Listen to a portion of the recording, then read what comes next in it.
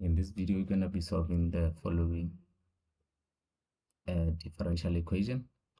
So the first thing that we're going to do in this example is we're going to have to group the like terms basically.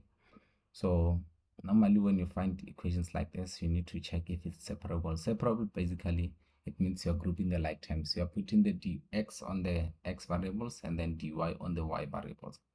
So as you can see, on the left hand side, I normally say cos y and then you put dy. So you can see that you grouped that dy with cos y, which is other like terms.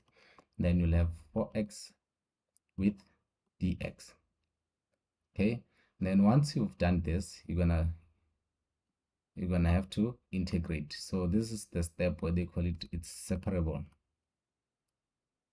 So separable, it means you're separating the two variables by grouping the like terms.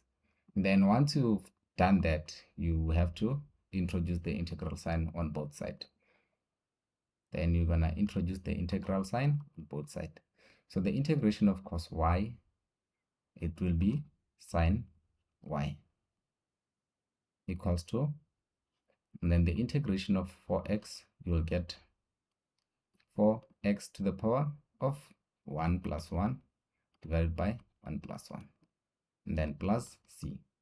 And then sine y will therefore be equals to 4x to the power 2 over 2 plus c.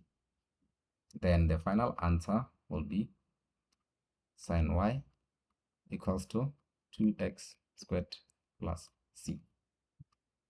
And that's how you solve this question. Easy like that.